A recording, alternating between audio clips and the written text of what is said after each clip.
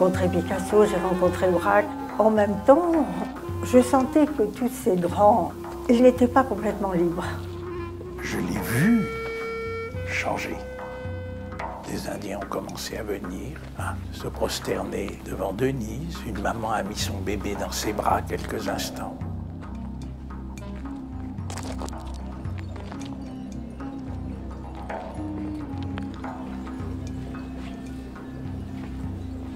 C'était des images que je ne pouvais en aucun cas remettre en place dans la vie de Denise Desjardins. Le point de départ de Denise, c'est toujours ce qui dérange. Elle a la compréhension que notre état naturel, c'est un état neutre, à l'aise, et que toute tension... Vous seriez d'accord pour dire qu'en fait, le laïng n'est pas une technique, on ne peut pas parler... Sommier disait que le laïng, c'était un art. Le but, ce n'est pas de prouver qu'il y a des vies antérieures, le but, c'est de nettoyer la psyché. Il m'a demandé avec beaucoup d'intensité, qu'est-ce que vous voulez ?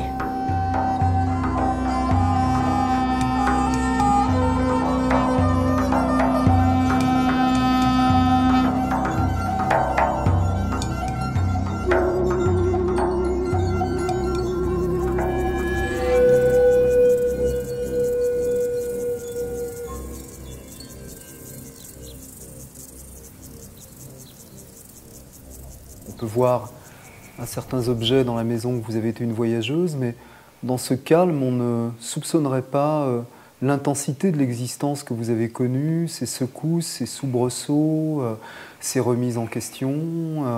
Et pourtant, votre existence, on pourrait presque la résumer par une formule de la révolte au lâcher-prise. Eh oui, ou alors du refus à l'acceptation.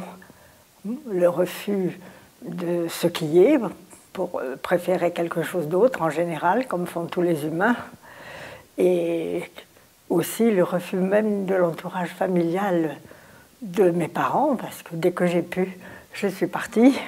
Il a fallu que j'attende ma majorité à 21 ans, mais j'avais une sorte de réticence à demeurer dans un milieu que je qualifierais de bourgeois, pas conventionnel, mais strict. Vous êtes née à Alger? Non, je suis née à Versailles. À Versailles? Au Chénet, exactement. Mais vous avez grandi à Alger? Oui, j'ai grandi à Alger. Ce recours à la peinture, à l'art, donc qui a commencé assez tôt pour vous, ce qu'on appellerait aujourd'hui la préadolescence, c'était en partie une réaction par rapport à votre milieu familial. Vous avez tout de suite mentionné, une des premières choses que vous avez dites, c'est ce refus de certains aspects conventionnels, fermés de votre milieu. Vous aviez tout de suite besoin de sortir. Je n'étais pas du tout comme mes sœurs aînées ni mon frère. J'étais assez dissemblable, à tel point que ma mère parfois demandait à mon père « Tu pourrais douter de la paternité de cet enfant qui est vraiment différente des autres ». Mais mon père m'a toujours soutenue dans mes goûts. Donc vous vous sentiez un petit peu une étrangère, différente en tout cas. On peut dire étrangère, on peut dire différente, on peut dire que je ne trouvais pas mes marques ou mes repères exactement dans cette famille, bien qu'il y avait des choses qui étaient confortables, aisées, puisque mes parents, enfin mon père avait une très belle situation, donc j'étais plutôt une enfant gâtée.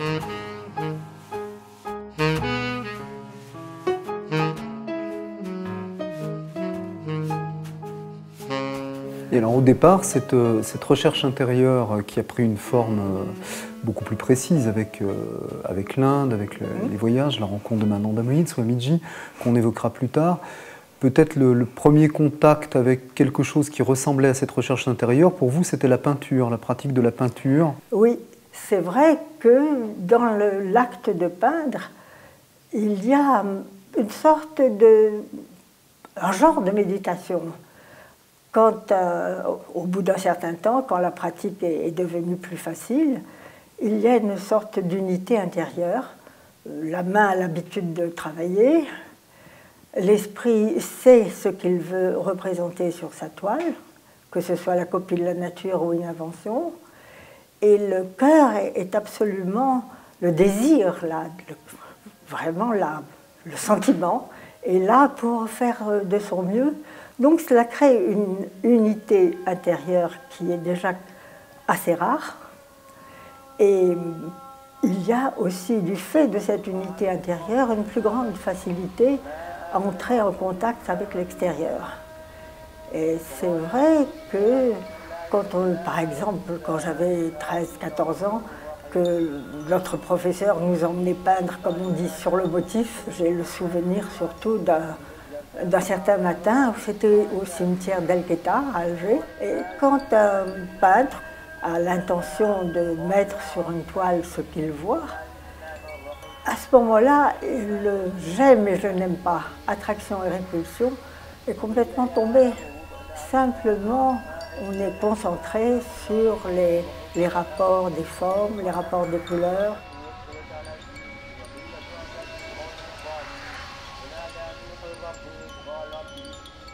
J'ai senti que c'était plus moi qui travaillais.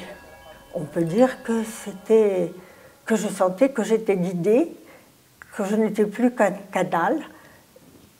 Bon, si on emploie le vocabulaire qui n'est pas le mien, le vocabulaire religieux, on peut dire que c'est le divin. Ce que je n'emploie pas, je dirais plutôt que c'est comme une sorte d'énergie indifférenciée et qui était en train de me traverser, qui faisait que je sentais que c'était plus moi qui peignais. Et alors évidemment, le travail était d'une part plus facile, puisque c'était la grande énergie qui travaillait, et d'autre part, le résultat était quand même plus spontané et meilleur. On peut dire qu'il y a deux façons de se sentir traversé par cette énergie qui est là en train de nous activer tous tant que nous sommes. Donc première expérience d'ouverture, première expérience qu'on pourrait qualifier de mystique à travers donc la pratique de la peinture. Et vous avez décidé au départ de consacrer votre existence à l'art, à la peinture. Oui. Vous êtes parti donc d'Alger pour vous rendre à Paris, qui était bien sûr la ville de l'art par excellence. Et vous avez commencé à vous lancer dans la peinture et vous y avez rencontré un certain succès. En tout cas, ça a plutôt bien fonctionné.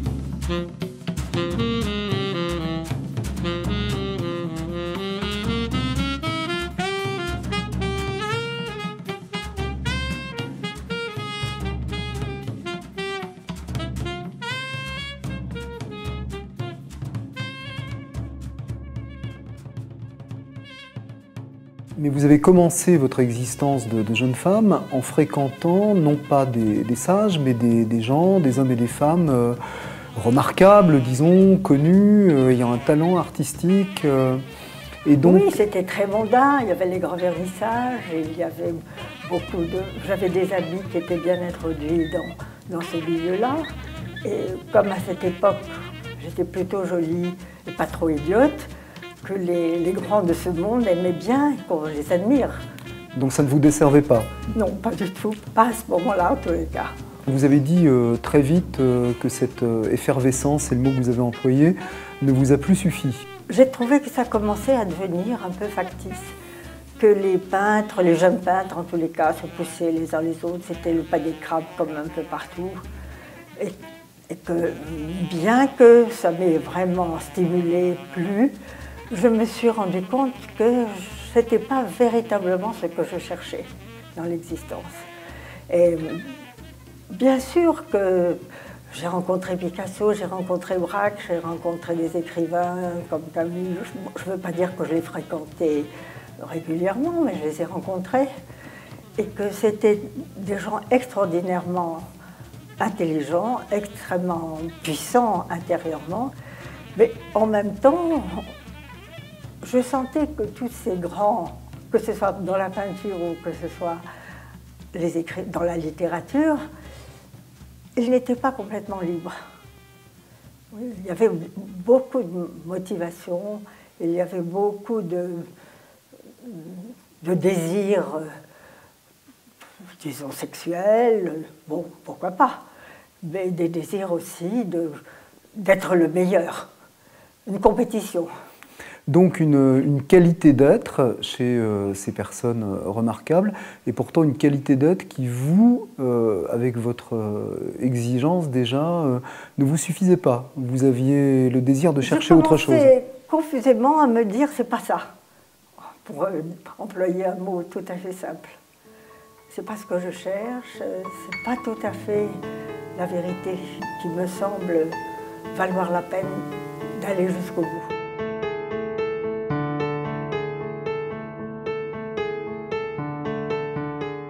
Donc il y a une recherche qui a commencé, plus ou moins confuse, et qui a commencé à se préciser quand vous êtes entré en contact avec ce qui est connu sous le nom des groupes Gurdjieff, voilà, fondés par le fameux Gurdjieff. C'était une première recherche accomplie, si je peux dire. Je travaillais sur les vitraux et sur cette église avec plusieurs peintres et un sculpteur de renom qui était Étienne Martin. Et on avait très souvent des conversations profondes. Et je lui disais toujours que j'étais attirée par l'âne, que j'étais attirée par une recherche intérieure. Et un jour, il m'a apporté un livre qu'il m'a mis dans les mains, qui était fragment d'un enseignement inconnu du disciple de Gurdjieff, que j'ai avalé. C'est un gros truc. Bon, j'ai sauté quelques morceaux, mais j'ai avalé ça avec une grande voracité. Donc vous avez intégré ce qu'on appelle un groupe Gurdjieff voilà. à Paris, et donc vous alliez régulièrement, je suppose, donc dans ces réunions de groupe. Vous pratiquiez les fameux mouvements. Oui, j'aimais beaucoup ça, parce que c'était des mouvements où il était tout à fait nécessaire de garder une très grande concentration. J'ai rencontré Denise dans les groupes Gurdjieff, on la connaissait sous son pseudonyme de peintre et de décoratrice, Denise Chénet, et elle m'impressionnait parce qu'elle faisait très bien les mouvements, des sortes de danse sacrée, mais on appelait les mouvements, c'était plus sobre, caractéristique d'une part de cette école Gurdjieff. La monitrice qui nous faisait travailler les groupes une fois par semaine, elle m'a demandé de faire travailler chez moi certaines personnes, dont Arnaud.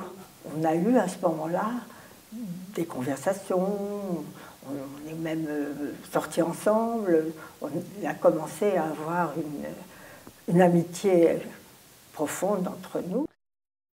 C'est à ce moment-là aussi qu'il y a eu un déclic en moi et que j'ai changé de vision de mon avenir. Parce que jusque-là, j'étais acharnée à ne pas vouloir me marier, à ne pas avoir d'enfants, et que c'était vraiment une décision absolue.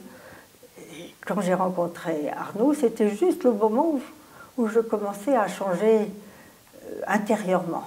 Et que tout d'un coup, je me suis rendu compte que finalement, malgré mes affirmations de ne pas vouloir d'enfants, finalement, au fond de moi, je désirais un enfant. Et je me disais, si je souhaite un enfant, il faut que je trouve un père. Je n'avais pas du tout l'intention de le faire seul. Et peu à peu, entre Arnaud et moi, il s'est créé pas mal de liens. Et je trouvais qu'il avait un idéal comme le mien, qu'il souhaitait ne pas séparer la voix intérieure de la vie. Vous étiez donc une artiste assez, sinon d'avant-garde, du moins, oui, avec plutôt, un goût assez à la plutôt, pointe. Oui, même en littérature, j'étais plutôt d'avant-garde. Oui. Arnaud, avec une culture beaucoup plus classique, beaucoup plus... Non, mais il fallait qu'il gagne sa vie. Et que, comme il était jeune réalisateur, il fallait bien qu'il fasse les émissions qu'on lui confiait. Mais je suis allée une fois ou deux voir ça, et je ne peux pas dire que ça me convenait. J'avais plutôt l'habitude de rencontrer et de fréquenter des hommes qui étaient déjà arrivés au bout de leur existence. Très affirmés. Très affirmés, très construits, ayant déjà réussi. Alors qu'Arnaud, c'était le début de sa réussite. Par rapport à sa maturité, il y avait certains aspects en moi qui ne faisaient pas le poids. Ceci dit, je crois que ce qu'il l'avait attiré, réciproquement, parce que nous sommes quand même mariés, c'est qu'elle avait senti le réel sérieux de mon engagement sur la voie. Et que dans certaines situations, je pouvais montrer une solidité, une fermeté que peut-être des êtres plus brillants que moi n'auraient pas montré. Donc dès le départ, il y a eu plus ou moins clairement et consciemment cette perspective d'une sorte de collaboration, si on peut dire, sur le chemin spirituel. Une entente sur les buts profonds d'une existence à deux. Et c'était... je ne peux pas dire que j'ai eu le coup de foudre, mais petit à petit, il y a eu quelque chose qui s'est formé, qui a pris vraiment naissance et qui s'est développé. Parce que, bien sûr, je voyais qu'Arnaud avait un côté un peu naïf, mais c'était aussi sa pureté. Mais il avait aussi un très grand don, c'est d'expliquer certaines choses.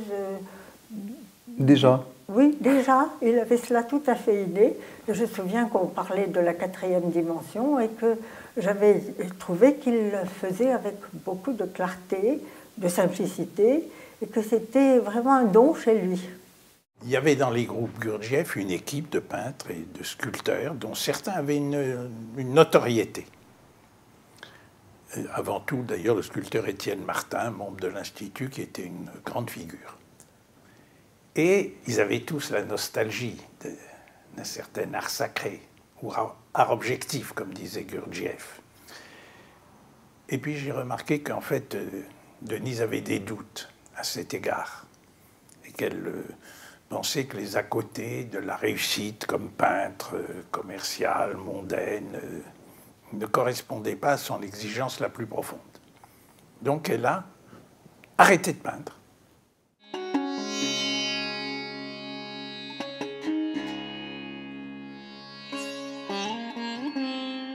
Et alors je crois qu'il y a une résonance aussi immédiate avec un visage indien, le visage de cette femme extraordinaire que vous avez beaucoup rencontrée par la suite, Mahananda Mohi. Oui. Je crois qu'au départ, Arnaud vous a montré une photo de Mahananda Mohi en vous disant même, je crois, voilà une femme... Oui, il m'a dit, il y a une femme que j'aimerais toujours plus que toi. Je me suis dit, ça y est, ça commence. Donc, il m'a montré cette photo. Et je me suis dit, il faut que je rencontre cette femme. J'ai pris presque une décision instantanée. C'était ce qu'on peut appeler, dans le langage européen, une grande sainte, ou un sage, plutôt, qui n'a jamais suivi d'école spéciale de spiritualité, entre guillemets. Elle avait déjà cette sorte de réalisation, si on peut dire. Elle était née avec cette étoffe spirituelle. Je pratiquais beaucoup des asanas du yoga à l'époque avec un Sri Mahesh, un Indien, un très grand enseignant de yoga, et je voulais approfondir cette pratique. Et je suis donc parti pour l'Inde en voiture en 1959. Et puis en Inde, j'ai télégraphié à Denise, moi je lui ai écrit, c'est vraiment intéressant, viens me rejoindre. Nous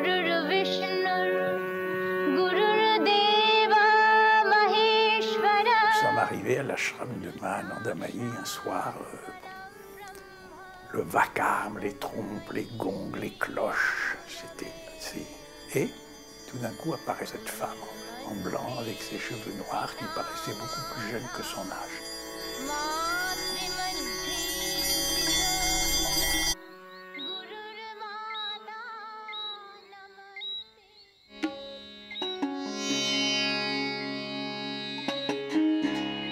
Et ce désir d'être à Bénarès, qui me tenaille depuis des années, me préoccupe depuis des mois et m'absorbe depuis des jours, est enseveli, effacé sous la fatigue, l'ébahissement devant cette multitude envahissante. Ce qui avait fait lever en moi tant d'espoirs fous, nourri tant de rêves fantastiques, suscité de pensées ardentes, s'est arrivé auprès de l'âne me la vole, me frustre de tout plaisir, de toute sensation de plénitude qu'apporte un désir comblé. Et curieusement, je ne sens aucune déception. Je n'en veux pas à l'Inde.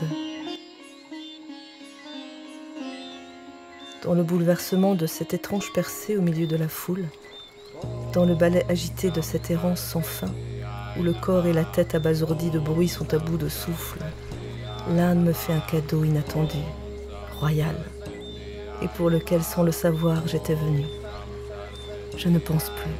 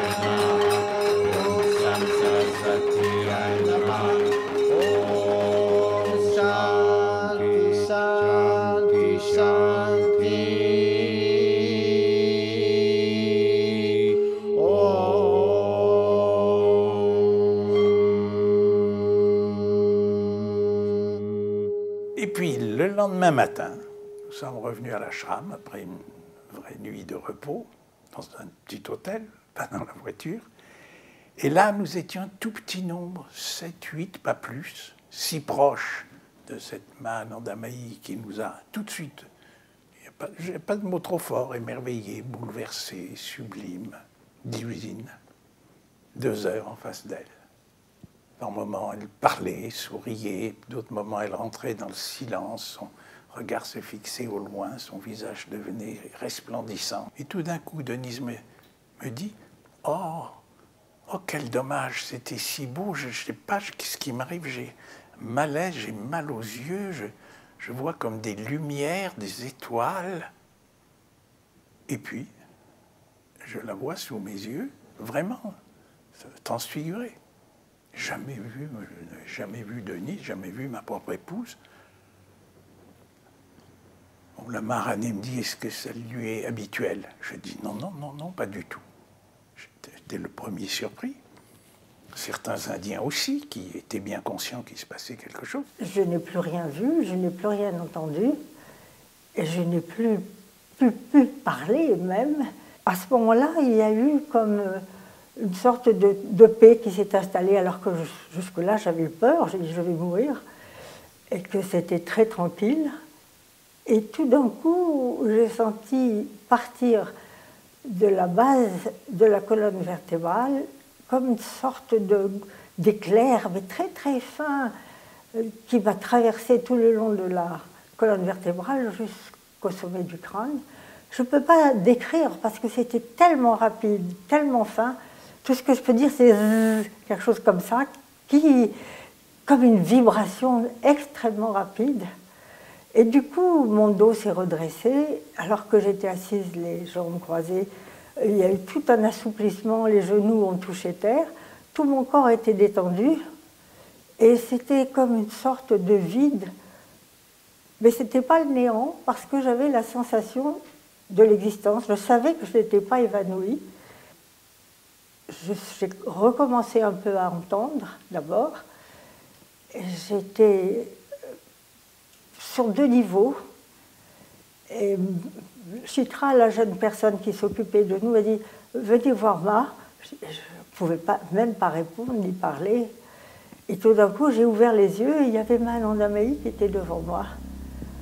C'était absolument extraordinaire. J'ai senti un tel amour chez elle que moi, je répondais avec autant d'amour. Elle m'a lavé les yeux et le visage. Et puis elle a demandé qu'on m'emmène au temple, devant le temple où je suis restée un grand moment. Et là, ma grande surprise, des Indiens ont commencé à venir, se prosterner devant Denise. Une maman a mis son bébé dans ses bras quelques instants pour que le bébé soit béni. Et en fait, je peux dire ça a beaucoup influencé sur le futur de ma relation avec Denise, parce que je ne pouvais pas oublier cette image et que je ne pouvais plus tout à fait considérer Denise comme une femme, une épouse, et que je rêvais à l'arrière-plan de revoir cette Denise-là. Donc il y a eu cette expérience, et puis ensuite, j'imagine que dans les jours qui ont suivi, vous avez cherché à retrouver cette expérience. C'est-à-dire que ma vie, par la suite, s'est centrée sur venir à l'ashram. Je venais le matin, je venais l'après-midi, et il y a eu un matin un darshan particulièrement intense, et je sentais qu'il y avait en moi une question qui était en train de se former, et que j'espérais avoir la réponse comme cela, même sans l'exposer directement à Mahanandamayi. Et puis je sentais qu'il y avait aussi une sorte d'énergie qui commençait à m'envahir de plus en plus, de plus en plus. Et je n'avais plus qu'une idée, c'était de retrouver le même état, la même expérience que j'avais eue 2 ou 3 jours avant. Et j'étais concentrée, je sentais que cette énergie venait, qu'elle devenait de plus en plus forte, et que l'état, le niveau d'être que j'avais connu allait revenir. Quand j'ai senti que le regard de Mahanandamayi s'arrêtait sur moi, avec une force, et puis elle ne me quittait pas du regard. Et elle avait une sorte d'intensité dans son regard, c'était un regard grave, un peu sévère, et ça durait, et moi je luttais contre ce regard, je voulais absolument avoir mon expérience, je disais si elle me regarde, ça va venir. Mais au contraire, ce n'était pas du tout pour que ça vienne, c'était pour l'arrêter. Et finalement, elle a mis tellement de force, tellement de puissance dans ce regard. Je ne sais pas combien de temps ça a duré, mais ça a duré très longtemps. Mais à un moment, j'ai compris que je cédais. Ce fut le lendemain de ce darshan que j'eus un entretien seul avec elle. Plusieurs questions me trottaient dans la tête. À la première, au sujet de ce stupéfiant changement d'état qui se produisit le premier jour, son authenticité me fut confirmée. Il montrait une Kundalini prête à s'éveiller, mais l'expérience ayant peu duré, il ne s'agissait pas de son réel éveil, où tout aurait été définitivement changé.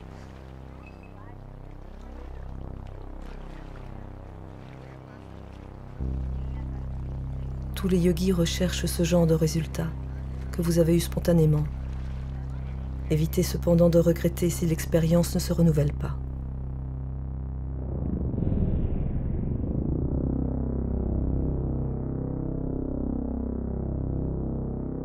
Auprès de Mananda Mohi aussi, c'était une atmosphère beaucoup centrée quand même sur le renoncement. Il y avait beaucoup de sannyasin, de moines, Oui. de renonçants. Et vous, vous étiez une épouse, vous étiez une mère, et qui plus est souvent une épouse et une mère accompagnée de son mari et de ses enfants, puisque vous avez amené vos enfants en Inde. Exactement. Mais vous savez, ça a été mon dilemme, je peux dire toute mon existence jusqu'à récemment. C'est à la fois un besoin d'avoir une famille, d'avoir des enfants, d'avoir une vie relationnelle et sexuelle, et vraiment du sentiment qu'on peut éprouver entre deux conjoints avec les chocs parfois que cela peut produire, plus les enfants à élever. C'était quelque chose qui me tenait à cœur. Et en même temps, il y avait un appel lancinant et très très fort pour une vie de renoncement. Une vie, disons, ascétique, pas exactement se réfugier dans une grotte, mais vraiment beaucoup de solitude, beaucoup de moments de contemplation. C'est vrai qu'on peut toujours se ménager des instants, même dans une vie relationnelle, mais ça n'est pas tout à fait la même chose, ça n'est pas la même densité de méditation, la même densité de contemplation. C'était comme un défi qui m'était jeté par l'existence et par ce que j'avais choisi, de justement essayer d'insérer la voix dans la vie et d'avoir toutes les activités sous-tendues par, si possible, un peu plus ou moins, d'après les moments, des moments plus intenses, de vigilance. Et c'est ça que, petit à petit, j'ai appris.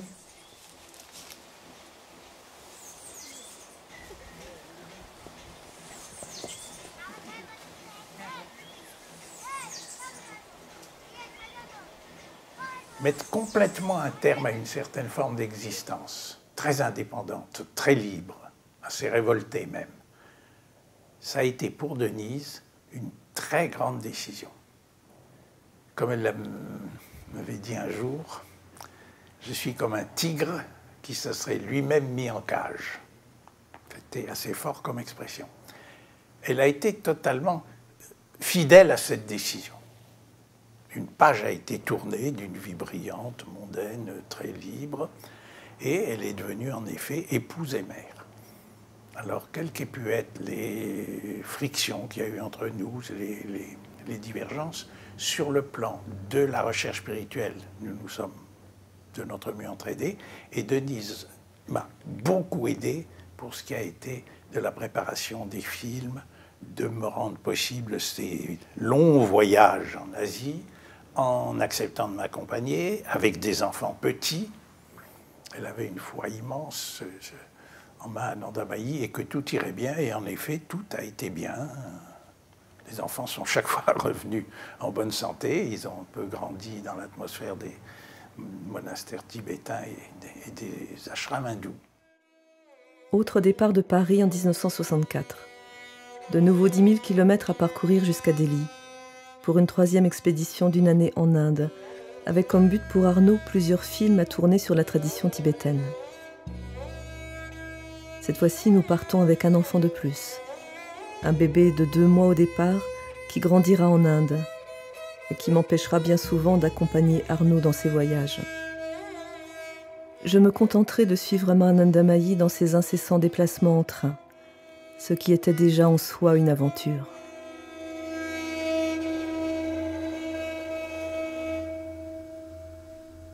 Où est mon dharma? Quel rêve choisir? Sima est ce que par éclair j'entrevois. Que fais-je à vivre en fumée de brumes assoupissantes? Pourquoi ne pas me consacrer à elle, à son chemin? D'un autre côté, j'ai mon dharma particulier, un mari, des enfants à élever, à aider.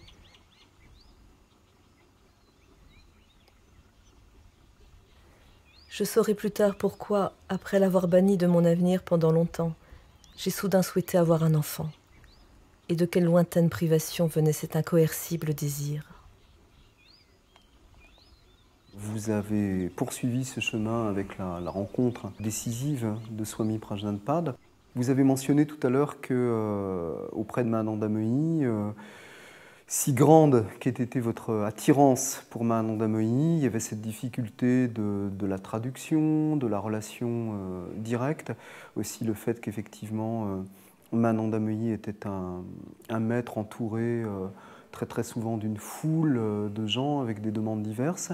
Et un jour, donc, vous avez finalement connu ce miracle, puisque finalement c'est assez inhabituel de rencontrer un grand maître, on peut même dire un maître exceptionnel. On connaît aujourd'hui Swami Prajnanpad à travers toutes les lettres, les entretiens enregistrés, traduits et publiés en français. Il y a des philosophes qui l'apprécient, mais à l'époque, c'était quelqu'un de totalement inconnu, y compris même des chercheurs qui sillonnaient l'Inde d'ashram en ashram. Et donc Arnaud et vous avez attiré ce miracle de rencontrer un grand maître seul, avec une ou deux personnes maximum autour de lui en même temps. J'étais tantôt dans les tournages des films sur le bouddhisme tibétain, tantôt à l'ashram de Mahananda Mahi. Et là, c'est en face de Mahananda Mahi que j'ai senti je ne vais pas m'engager auprès d'un maître tibétain à temps plein, comme l'a fait Mathieu Ricard plus tard. J'ai une femme, j'ai des enfants, je n'ai pas vraiment une tournure d'esprit de moine. Et je ne peux pas continuer simplement à tourner des films, écrire des livres, méditer consciencieusement. Il faut plus que ça. Et là, je me suis souvenu que je portais sur moi depuis 1959 l'adresse d'un swami inconnu du grand public, dont un Français du nom de Daniel Romanov, qui l'avait rencontré, m'avait dit beaucoup de bien. Et j'ai senti, il faut que je rencontre ce... Donc j'ai pris ma Land Rover, je n'avais même pas écrit pour prévenir, j'ai roulé un certain nombre d'heures et je suis arrivé dans ce minuscule ashram. Pas d'électricité, pas de téléphone, pas d'eau courante, on se lavait dans la rivière et on faisait ses besoins dans les champs. J'aurais fait le portrait robot du maître idéal pour moi, j'aurais exactement décrit Swamiji. Cette connaissance d'anglais, cette connaissance de la psychologie, c'est une formation scientifique, un esprit totalement ouvert, on pouvait aborder toutes les questions avec lui, un réalisme, une lucidité, c'est très... Le fond, c'est le fond, la métaphysique, mais la voie, la méthode, c'était très original. En revenant auprès de Mahananda Mahi, j'ai dit à Denise, il faut absolument que tu le rencontres. En moi-même, je me disais, j'y vais pour voir ce que c'est, mais je ne lui ferai pas le pranam, c'est-à-dire la salutation, le front au sol. J'étais très décidée à ne pas le faire. Et puis nous sommes arrivés un peu tard dans la soirée. Un serviteur est venu nous accueillir et je ne pensais pas du tout voir Swamiji à ce moment-là. On l'appelait Swamiji, comme vous le savez, c'est la coutume en Inde. Et tout d'un coup, je l'ai vu arriver et j'ai vu quelqu'un qui s'est avancé avec tant de noblesse, tant de tranquillité, une assurance qui n'était pas de la pose, mais qui était vraiment l'expression de son être, et qui avait une telle vibration autour de lui, de tranquillité, que sans réfléchir, je lui ai fait tout de suite le pranam, j'ai mis le front au sol tout de suite.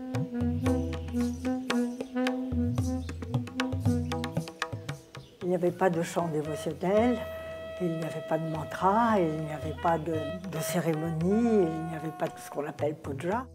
Il a trouvé dans les écrits de Freud quelque chose qui faisait comme une sorte de pont entre la tradition un écho, indienne. disons, que la science moderne avait retrouvé ce que la science indienne connaissait depuis des milliers d'années. Et que c'est cela qui l'a intéressé. Et puis ce que Freud disait de l'influence de la mère, l'influence capitale de la mère, ce qui est un fondement essentiel de l'éducation d'un enfant en Inde. Et Swamiji menait une existence très austère, très dépouillée, monacale, très réglée. Réglée comme du papier à musique, si je puis dire. Et avec un souci de l'ordre qui au début m'avait véritablement stressée, parce que je trouvais que c'était presque de la maniaquerie. Oui, au début, ça paraissait presque pour vous, qui je crois, n'étiez pas extrêmement porté sur l'ordre au départ. C'est-à-dire que toute ma configuration superficielle, si je puis dire, ma personnalité, était en réaction contre ma mère. Je prenais le contre-pied de tout ce qu'elle faisait. Donc vous avez souffert avec l'insistance qui pourrait presque paraître maniaque. Il y a certaines paroles de Swamiji, ne pas remettre un objet à sa place exacte est un crime. Oui, au début j'étais tout à fait en révolte contre cette sorte de ce que je trouvais un peu la maniaquerie, ce qui m'étonnait pour un être de cette envergure et de cette profondeur. Mais en vérité, par la suite, Swamiji m'a expliqué que d'abord l'ordre c'était une économie de temps, d'une part, et que si on remettait les objets à leur place, c'était beaucoup plus facile dans la vie pratique de tous les jours, et surtout que c'était un exercice de vigilance, de faire attention à ce que l'on fait quotidiennement, que tous les gestes soient des gestes vraiment mesurés, que les gestes soient conscients, si possible, au maximum. Et une de ces phrases était « Do what you appear to do », c'est-à-dire « faites ce que vous semblez faire ». Ce qu'il voulait dire, c'est que lorsque nous agissions, nous sommes toujours occupés par des rêveries. Qu'est-ce que je vais faire tout à l'heure? Qu'est-ce qu'il faut que je fasse demain? Qu'est-ce qui se passe là? Vous voyez, toutes ces rêveries font que nous ne sommes jamais en accord profond avec ce qui se passe réellement sur l'instant. Donc, cette sorte de présence à soi-même dans tout ce que l'on pouvait faire, que ce soit cirer ses chaussures, faire la cuisine ou autre chose, c'était son ascèse.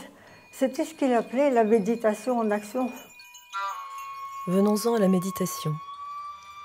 La barre était haut placée. Son but n'était rien moins que d'être pratiquée 24 heures sur 24.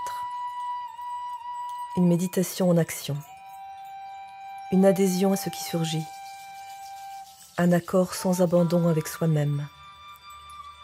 Une action pacifiée avec chaque geste ébauché, chaque action effectuée, chaque être humain rencontré.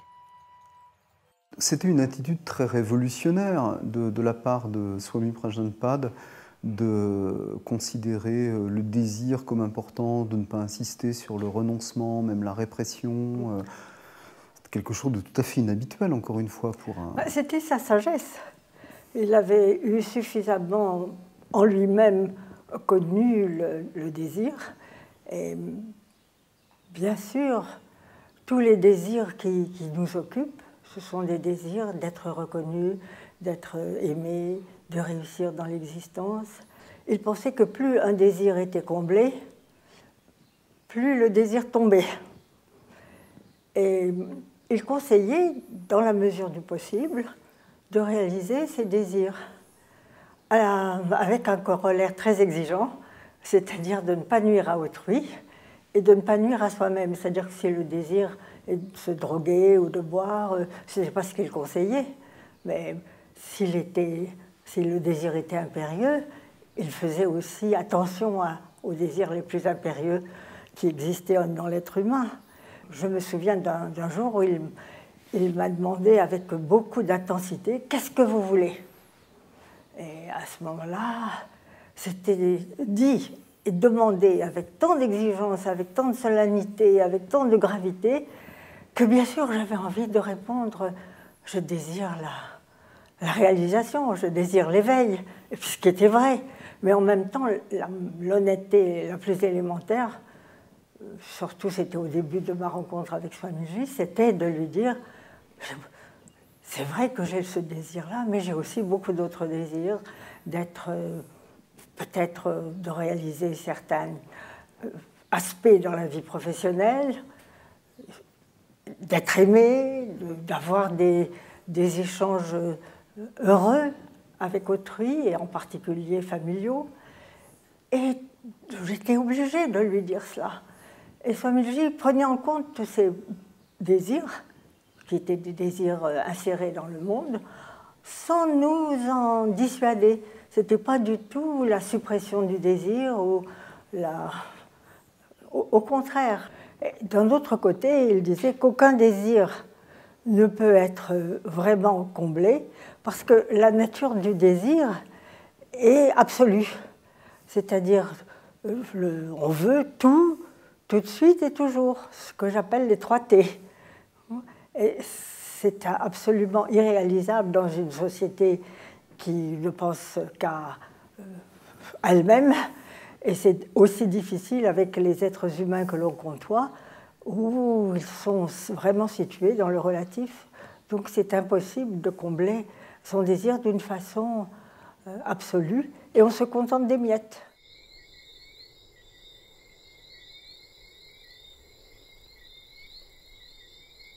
Et ce qu'il conseillait souvent, c'était de réaliser ce qu'il appelait l'expression de l'être. Par exemple, il m'a énormément interrogée en me demandant « Vous avez interrompu l'acte de peindre, est-ce que ça ne vous manque pas ?» Il est revenu plusieurs fois sur ce point en pensant que c'était pour moi une sorte de frustration, que j'avais vraiment renié une partie de moi. Et chaque fois, je lui disais non, c'est quelque chose de terminé pour moi. Je l'ai fait depuis l'âge de 13 ans, pendant vraiment un certain nombre d'années. Et il me semble que maintenant, c'est une page tournée.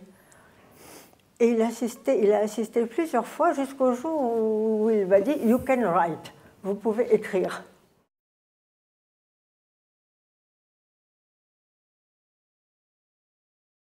Un jour est intervenue une autre modalité d'échange, de travail avec Swamiji, modalité qui a été ensuite baptisée pour la distinguer justement des entretiens, des sittings où vous étiez assise, les lying, c'est-à-dire donc le fait d'être allongé. Un jour, Swamiji vous a proposé de ne pas rester assise et de vous allonger. D'abord, déjà, à mon premier séjour chez lui et aux séjours qui ont suivi, Swamiji m'a posé énormément de questions sur ma famille, sur ma place dans la famille. Et ça l'étonnait que, étant donné que j'étais la petite dernière, qui est en général plutôt choyée, plutôt un peu gâtée, qu'il y avait en moi une telle révolte et même ce qu'il appelait une tendance négative.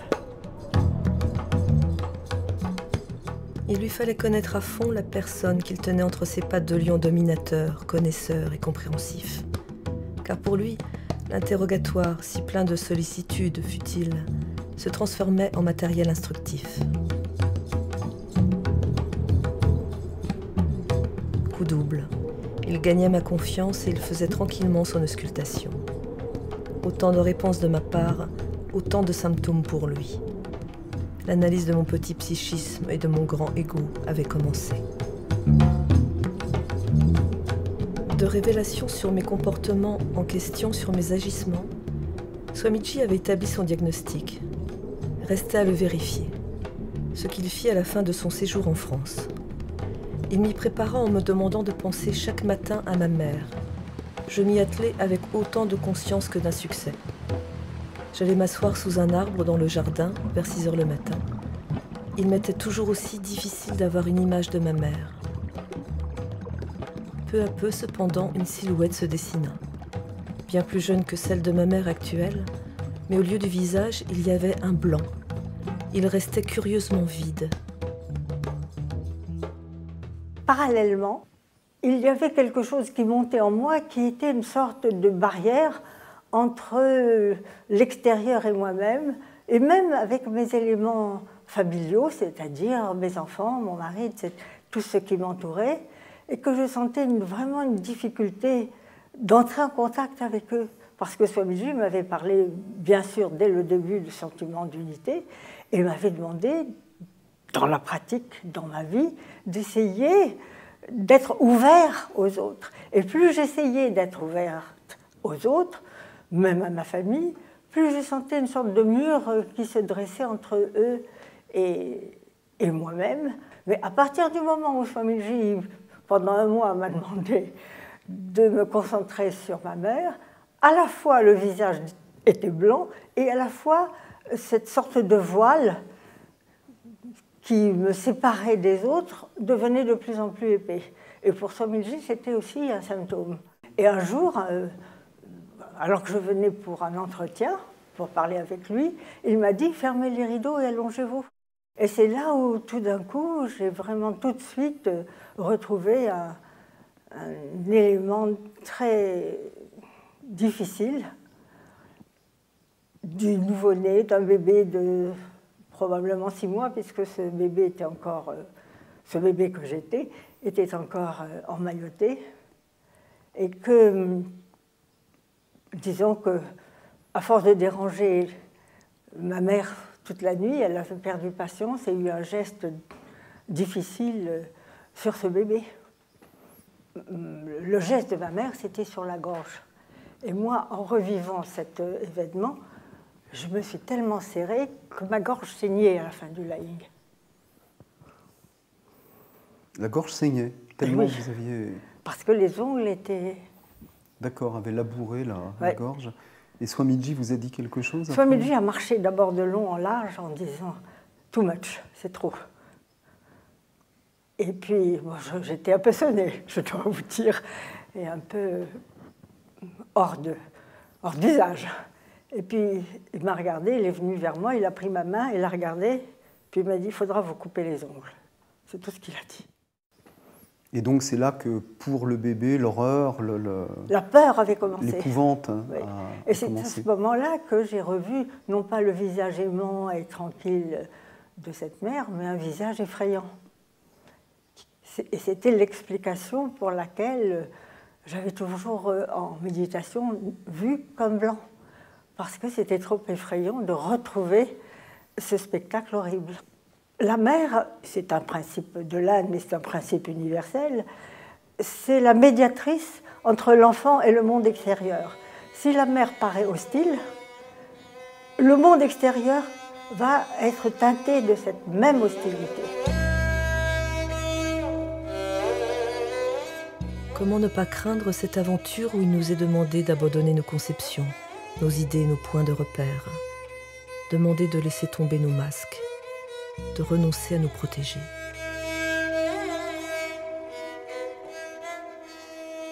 Où est le temps? Le temps n'existe pas. Le temps et l'espace sont abolis.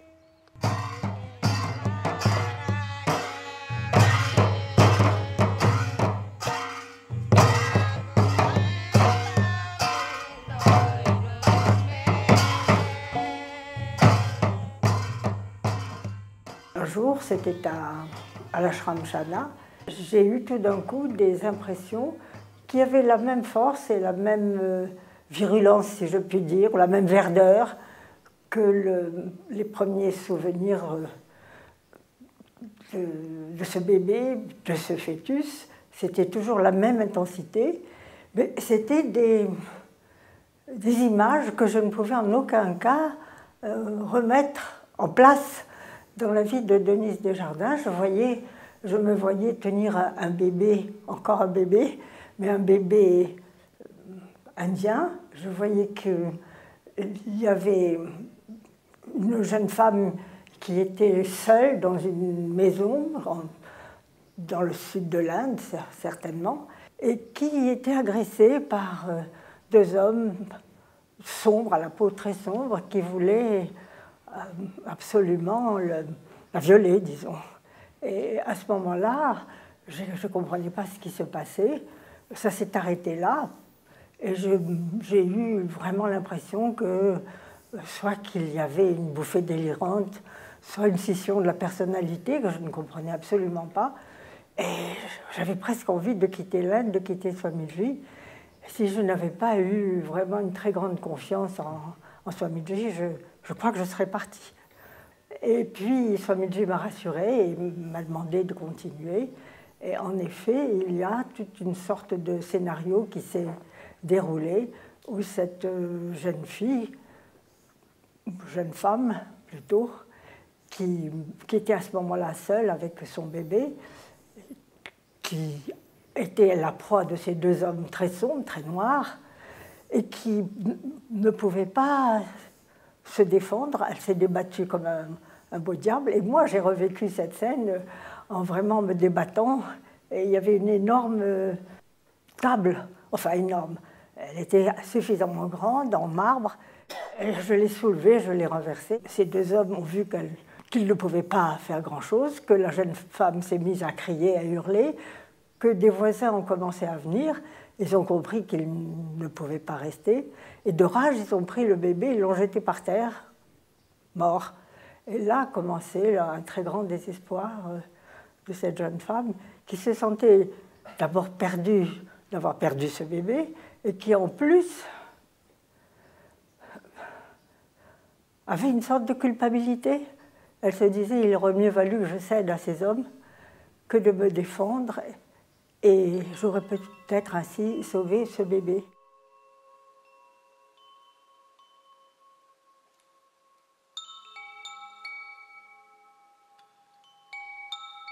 Dans une pièce de cette maison, ici, il y a une sculpture que vous avez faite assez jeune, je crois, qui représente, quand on la regarde bien, c'est l'enterrement d'un enfant. On voit des hommes qui portent un petit cercueil dont on devine que c'est le cercueil d'un enfant. Vous nous avez parlé de toute cette réticence que vous sentiez pendant toute une période de votre vie, enfin à la fois de cette attirance et en même temps de cette réticence à devenir mère. C'est une sculpture qui traduisait quelque chose de cet ordre, qui peut-être aussi exprimait ce que vous portiez dans l'inconscient par rapport à ce scénario que nous avons évoqué, dans lequel il y a la mort d'un enfant, d'un bébé. Je pense que oui, mais je n'en étais pas consciente. C'est vraiment une impulsion de créatrice qui comme j'ai senti que je devais faire cela, je l'ai fait. À la réflexion et par la suite, j'ai vraiment pensé que c'était comme une sorte de prémonition.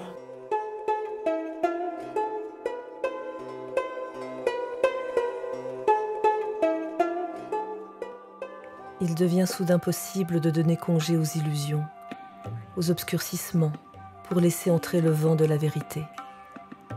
Et de larges éclaircies, de grandes nappes de calme viennent succéder aux tempêtes.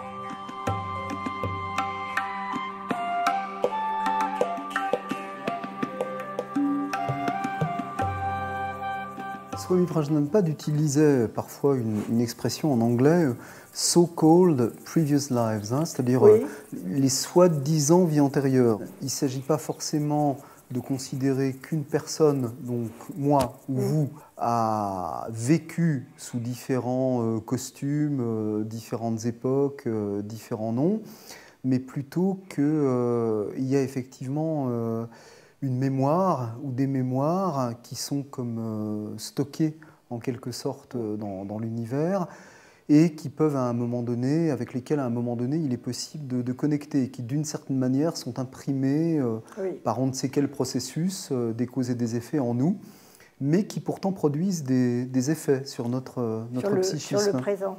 Sur le présent.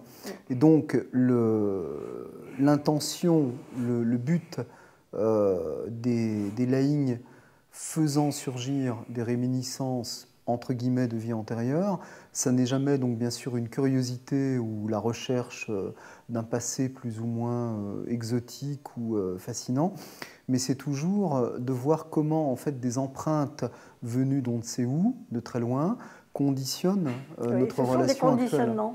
Vous savez, Swamiji disait, il y a des naissances et des morts, mais il n'y a personne qui naît et qui meurt. Ça veut dire qu'il n'y a pas un ego. Il n'y a pas un ego, une entité. Une entité qui passe d'un corps à un autre. Il y a simplement, enfin ça c'est moi qui traduis de cette façon-là, un agrégat d'impressions qui passe curieusement d'un corps à un autre corps. Maintenant je dis que même si ce sont des fantasmes, ce sont des fantasmes tellement bien organisés et tellement inscrits dans notre psychisme qu'ils envoient des messages perturbateurs dans notre vie actuelle. Et c'est ça le plus important. Le but, ce n'est pas de prouver qu'il y a des vies antérieures. Le but, c'est de nettoyer la psyché, de voir les conditionnements majeurs, donc de les retrouver, de les revivre, de les exprimer pour s'en délivrer, non pas pour patauger dedans. Dans le travail sur l'inconscient que Swami Prajnanpad avait mis au point, où ça c'est pas spécialement original, de revivre des situations anciennes refoulées dans l'inconscient avec leur charge affective. Le retour du souvenir avec sa charge affective et même sa composante physique. Ça correspond à peu près à l'abréaction des débuts de la psychanalyse. Il s'est trouvé que pour Denise, auprès de Swami Prajnanpad, après avoir revécu des souvenirs extrêmement anciens de cette existence, tout d'un coup, des souvenirs très forts, se sont imposés à elle, qui ne pouvaient pas s'expliquer dans cette existence-ci. Ce qui a beaucoup intéressé Swami Prajnanpad, qui, dans toute son expérience d'avoir fait ce travail avec beaucoup d'Indiens un certain nombre d'Indiens pendant 40 ans, jamais aucun Indien, même dans le contexte d'une culture qui, comme on dit, croit aux réincarnations, aucun Indien n'avait revécu ce genre de souvenir. Ça s'est produit pour Denise. Moi, ça m'a paru extrêmement bizarre, étrange, presque suspect, mais j'ai vu que Swamiji prenait ça au sérieux. Donc, pour Denise, ça a été très important. Elle s'est aperçue combien ces souvenirs incompréhensibles avaient pu marquer et continuer à marquer son existence, comme des traumatismes très forts de la petite enfance. Et surtout, on a découvert d'où venait cette passion pour l'Inde et pourquoi, quand elle s'est trouvée en Inde, elle a senti « je suis enfin de retour chez moi, c'est mon pays, c'est ma culture ». En Inde, Denise passait pour une hindoue à la peau claire, comme certains hindous du Nord, mais en sari, les Indiens la prenaient pour une hindoue. Moi, je considère que ces revécus ne sont pas discutables. Quelqu'un qui dirait « je me souviens d'avoir été grande prêtresse du pharaon », c'est autre chose. Mais quand il y a reproductible, jour après jour, avec la même précision, des détails nouveaux qui s'ajoutent, une charge émotionnelle intense, on est obligé de prendre ça au sérieux. Maintenant, comment se fait-il que ce contenu se trouve dans l'inconscient? On n'a pas forcément besoin d'avoir la réponse. Est-ce qu'il y a une continuité? Quelle forme de continuité? Il est évident que si je dis « je » en pensant moi, homme ou femme, j'ai été, alors un homme aujourd'hui qui dira « j'ai été compagne de Marie-Antoinette au Trianon ». Non, vous en tant qu'homme, vous n'avez pas été. Voilà. Donc moi je considère que les explications métaphysiques sur la réincarnation, les existences successives, sont d'un intérêt très secondaire. Par contre, mon avis beaucoup plus du point de vue de la psychologie ou même de la psychiatrie que de la spiritualité pure, c'est revécu si précis. Je dis bien reproductible, ça ne part pas un jour dans un sens, un jour dans un autre. Ça s'approfondit. Il y a là quelque chose dont on ne peut pas ne pas tenir compte.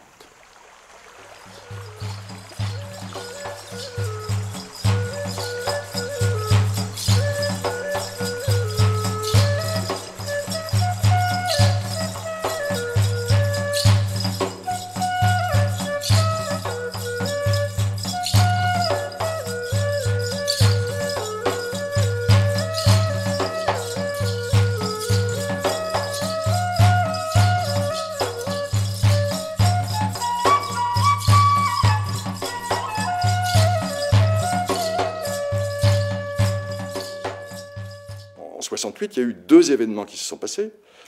Tout un courant de recherche qui a été culturel, ça a été le mouvement des communautés, de la musique, de la politique, etc. Et il y a en même temps, en 68, un autre événement qui est arrivé, des idées nouvelles sur le sens de la vie, la spiritualité, c'est-à-dire les gourous indiens. Et moi, je me suis plutôt intéressé sur cette seconde partie Et avec d'autres, on a commencé à aller écouter des gourous qui proposaient des idées tout à fait nouvelles sur tout ce que pouvait être le sens de la vie, en particulier des idées qui prenaient le contre-pied, des idées catholiques dans lesquelles j'avais été élevé, qui étaient des idées assez doloristes, en fait. Il faut souffrir pour atteindre un but. Alors que les gourous proposaient à ce moment-là une voie de libération, un état possible qu'on pouvait atteindre, mais à travers quelque chose d'assez glorieux. Et donc, je me suis intéressé aux gourous, et je me suis aperçu que les gourous, finalement, tenaient un discours assez simple. C'est, il y a un état possible qu'on peut atteindre. La voie pour atteindre cet état-là, c'est la méditation. Mais il y a un obstacle pour atteindre cet état-là. Cet obstacle, c'est le mental. Tous ces processus mentaux qui sont en nous. Et ces processus mentaux sont collés à un processus plus central qu'on appelle l'ego. Donc, en gros, les gourous proposaient méditer et détruire l'ego. Et donc, je me suis engagé et j'ai médité pendant 10 ans auprès de gourous indiens pour finalement arriver à une forme d'impasse, parce qu'on n'atteint pas si facilement que ça cet état naturel et paisible qui est en soi. Je commence une psychanalyse, et chaque semaine, je me rendais chez le psychanalyste, et séance après séance, je commençais à évoquer mon histoire familiale, personnelle, mais je me rendais bien compte que, passé un certain moment où j'avais pu exprimer une certaine plainte sur mon histoire personnelle, je ne trouvais pas véritablement de solution, et je sentais pourtant en moi que la révolte était toujours là, des tensions très fortes étaient toujours là, et d'une certaine manière, la psychanalyse ne répondait pas à ce que je cherchais.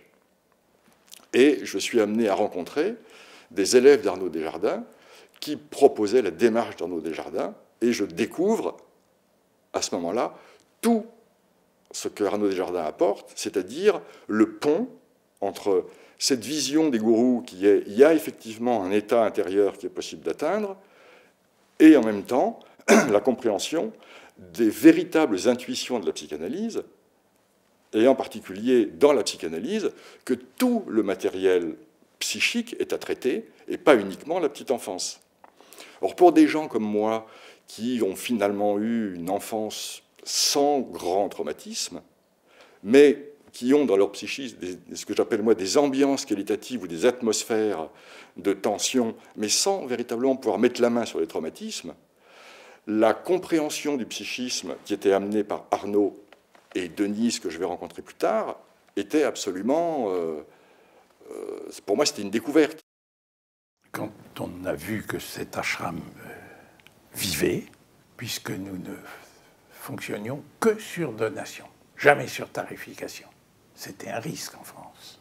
Et on a vu que l'ashram vivait, et Denise est venue s'installer à Clermont-Ferrand, avec notre fils qui avait 10 ans, 11 ans à l'époque. Donc il y a des choses que je comprenais, que je sentais, d'autres moins. En tout cas, j'avais bien compris que c'était très original et que c'était difficile d'en parler à l'école. Donc c'est quelque chose que je gardais assez secret. Il y avait très peu de monde. Les gens restaient très longtemps. Et je dois dire que une personne qui faisait ce travail avec moi, après avoir retrouvé des souvenirs assez forts de petit enfant, tout d'un coup s'est mis sous mes yeux à revivre avec une intensité tout à fait convaincante des souvenirs qui s'imposaient et qui en aucun cas ne pouvaient correspondre à cette existence. Ah, alors là, moi je n'avais aucune expérience de ça personnellement dans mon travail auprès de Swamiji. Donc je n'ai pas pu l'induire à partir d'une arrière-pensée quelconque. Ça s'est imposé. Et là j'ai dit à Denise, demain, viens, mets-toi dans un petit coin de la pièce, là. Et Denise, elle m'a dit, je n'ai aucun doute. C'est un scénario qui commence à se manifester. Je l'ai questionné, je l'ai fait travailler comme je le sentais, pendant presque 2 heures. Et que toutes les choses qui étaient jusque-là cachées, qui étaient occultées, qui étaient réprimées, sont revenus à la surface et moi je n'avais absolument aucune difficulté. C'était quelque chose qui m'était vraiment presque familier. J'allais presque à coup sûr. Et ce qui est d'important, c'est que cette personne avait perdu très jeune l'odorat. Et qu'à la fin de ces 2 heures de travail très serré, disons de la ligne, elle s'est redressée comme cela et elle a dit « Mais je sens ». Elle avait retrouvé ses possibilités d'odorat. Et évidemment, c'était quelque chose d'assez curieux et d'encourageant pour elle, pour moi et pour la suite des événements. Moi qui ne voulais absolument pas que cela se passe au Bost, et ni que Arnaud ni moi-même nous le fassions, les voies, comme on dit, les voies du destin sont impénétrables, puisque finalement, c'est ce à quoi j'ai consacré beaucoup de temps. Je me disais aussi que j'avais beaucoup reçu. J'ai beaucoup reçu de Manon Damaï, j'ai beaucoup reçu des êtres des Tibétains, de Swami Ramdas, d'autres que j'ai rencontrés, sans oublier même l'école Gurdjieff. Et j'ai beaucoup reçu de Swamiji, avec qui j'ai travaillé quand même pendant 10 ans. Et je me disais, si ce que j'ai reçu, ce qui est resté en moi comme expérience, m'a donné une certaine possibilité d'aider les autres, je n'ai pas le droit de le refuser. À ma petite mesure, j'essaie de comprendre, de démêler les nœuds du cœur, comme je le dis parfois, de certains qui viennent à moi pour parler d'eux-mêmes et de leurs difficultés. Et je crois que vous dites souvent que petite, vous aimiez déjà essayer de démêler les ficelles, les nœuds. Oui, quand il y avait des ficelles complètement emmêlées, je passais beaucoup de temps jusqu'à ce que la ficelle soit bien claire, bien nette, et bien dénouée. Il y a aussi une part importante de votre activité qui est l'écriture. Après ce premier livre, De naissance en naissance, il y en a eu beaucoup d'autres. D'abord, 1 ou 2 livres encore sur la question spécifiquement des laïcs. Il y en a un qui est consacré justement aux souvenirs dits de vie antérieure. Et puis ensuite, au fur et à mesure, vous avez écrit de plus en plus sur le chemin, la voie, des réflexions. C'est une activité qui a pris beaucoup d'importance pour vous. Oui, c'est une activité à laquelle Swamiji m'a poussée finalement en me disant que c'était bien que je puisse écrire, puisque ça faisait partie aussi du fondement de mon être et d'avoir justement essayé de transmettre autrement que par l'introspection, mais d'essayer de répondre à des questions qui m'étaient posées par la voie des livres.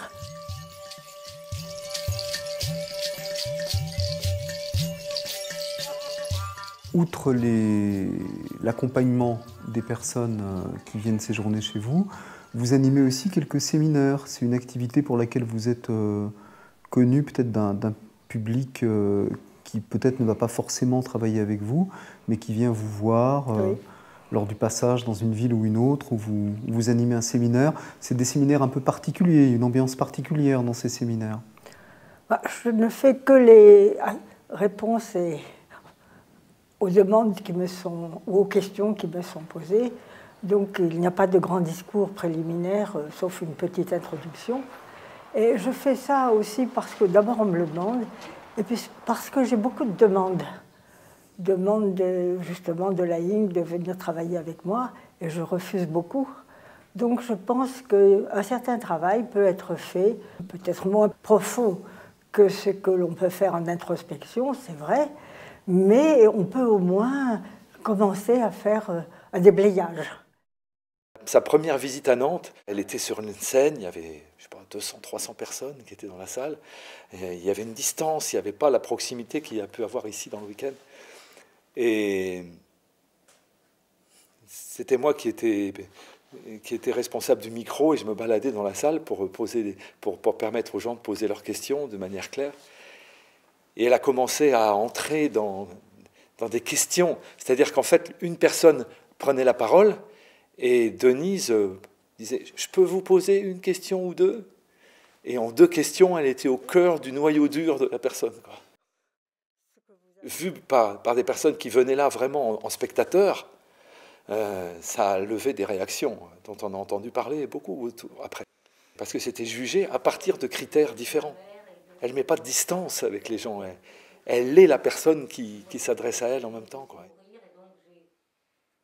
Sa manière d'être vraiment en communion avec la personne, c'est de ne pas pactiser avec son mental. Et donc là, elle est intraitable. Mais elle le fait avec le cœur. Et donc elle est notre alliée, ça ne fait aucun doute à ce moment-là. Il n'y a aucune trace de pouvoir dans sa manière de... Vous arrêtez au moment où ça va réussir ?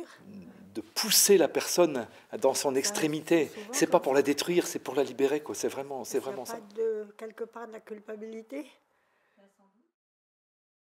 Je participais à un séminaire de Denise, j'étais donc parmi l'assistance, et c'était ma première rencontre avec Denise.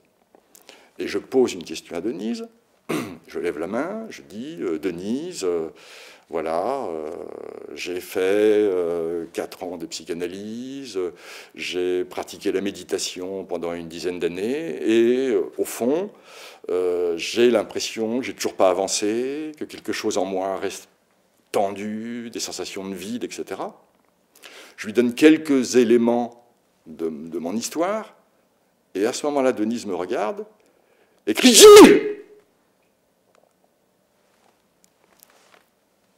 J'étais glacé immédiatement, physiquement, j'étais complètement pétrifié de la sueur qui me coulait dans le dos. Elle avait compris que toute ma révolte, il fallait la faire sortir. Et elle était capable, donc, soit d'intervenir doucement, questionnant, etc., soit d'intervenir assez brutalement pour provoquer quelque chose. Je dois dire que ce premier cri que Denise a poussé m'a beaucoup donné envie d'aller la voir, parce que là où je m'ennuyais en psychanalyse, parce que je tournais finalement et je répétais les mêmes choses, là je sentais qu'il y avait une clé d'accès, et que la clé d'accès, c'était plus uniquement ce qu'il y a dans le mental, mais c'est ce qui se passe au niveau émotionnel et physique. Le point de départ avec Denise, c'est toujours ce qui dérange. En fait, je pense qu'elle a la compréhension que notre état naturel, c'est un état neutre, à l'aise, et que toute tension, c'est un rajout, un excès, c'est-à-dire que c'est l'endroit où quelque chose vient se coller à une réalité.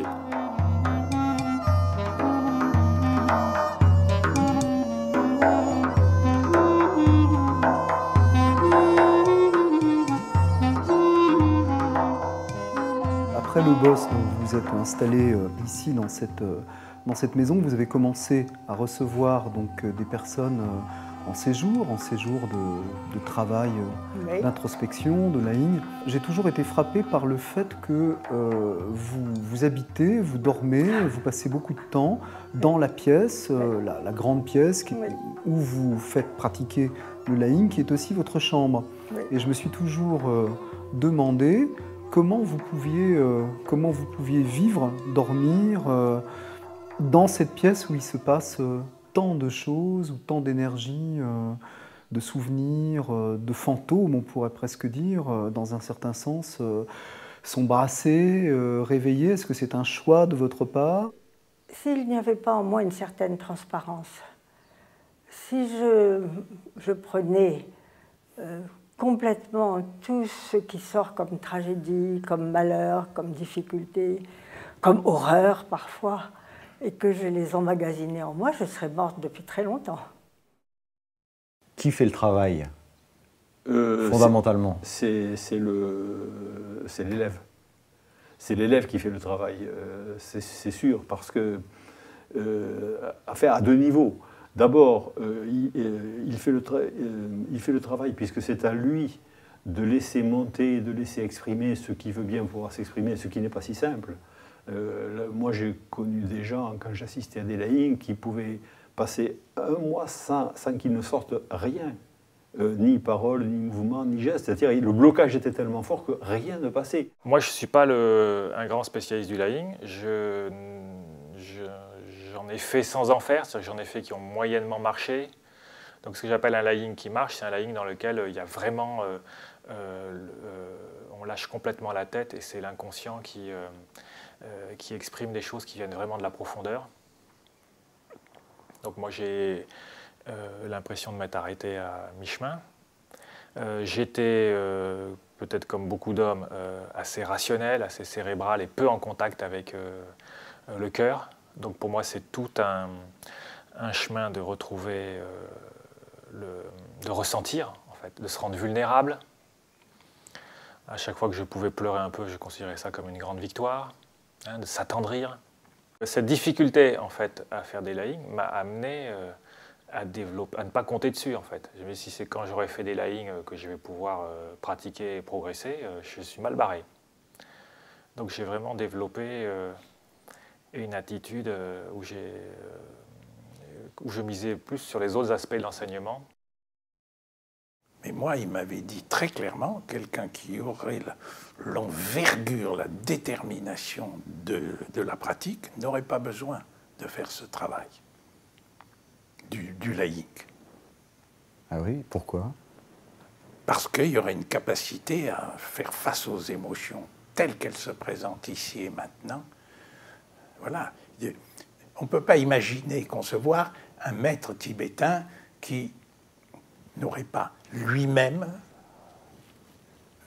pratiqué les méditations, incluant les divinités tantriques et les mandalas.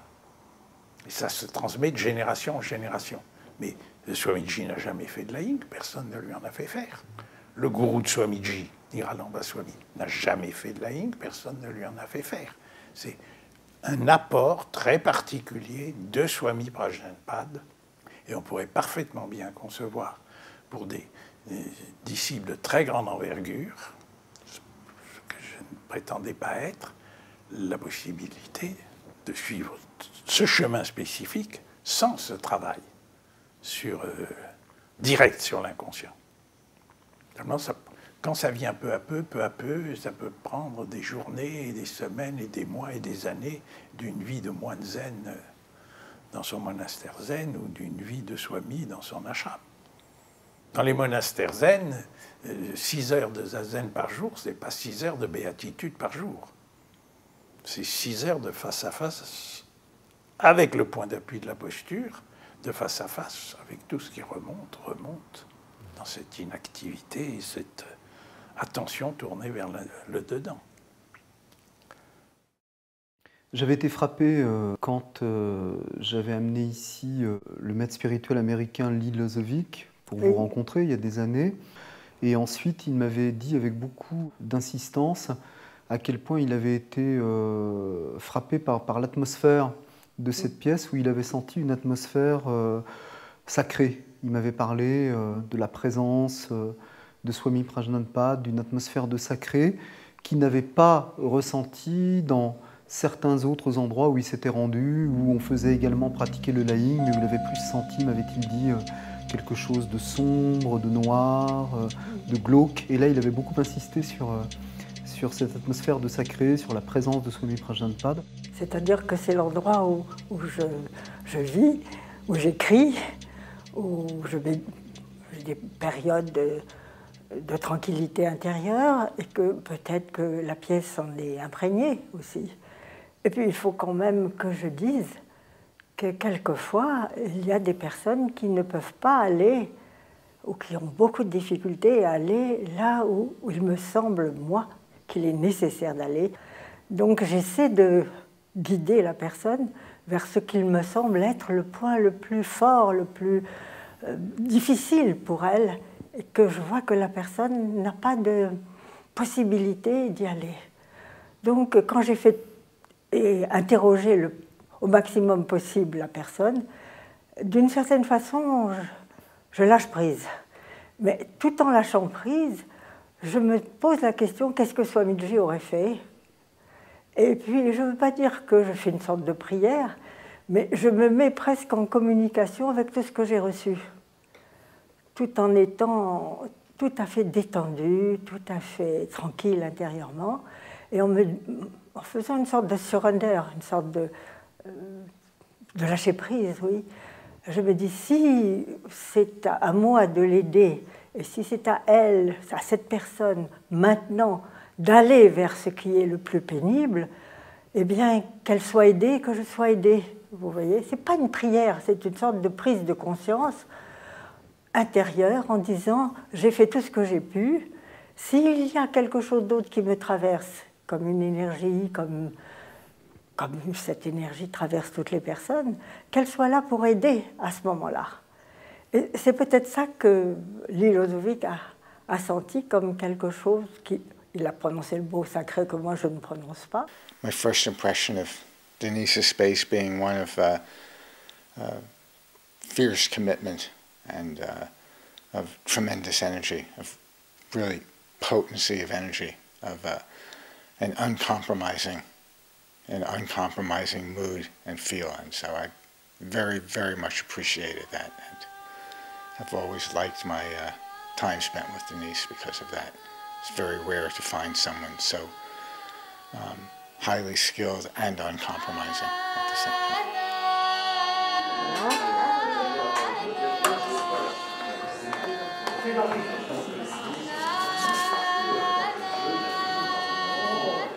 Vous n'avez jamais essayé de perpétuer votre...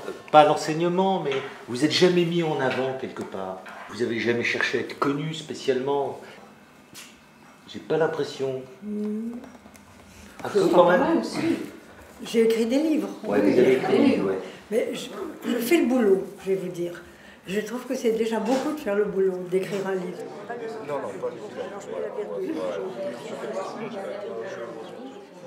Ça ressemble quand même beaucoup à ce qu'on a dans l'appel de Darshan. Hein. Le moment où les gens viennent avec le bouquin. Alors, il y a la dédicace, mais c'est un petit moment où il reste 1 minute, 2 minutes, 3 minutes avec vous. Ils peuvent échanger un mot, ils vous donnent leur nom, vous discutez 2 minutes. C'est quand même beaucoup plus qu'un contrat avec un éditeur. C'est un petit moment où vous leur accordez une attention individuelle. C'est vrai, c'est vrai. C'est assez fort ce moment-là. Je crois qu'il y a des personnes qui l'apprécient, oui.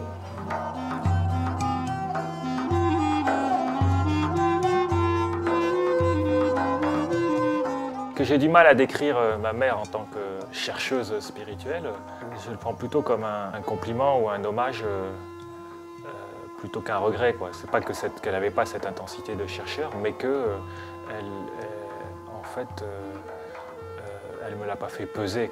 J'ai participé avec une certaine curiosité à l'aventure du Bost, de l'intérieur, en tant qu'enfant et adolescent.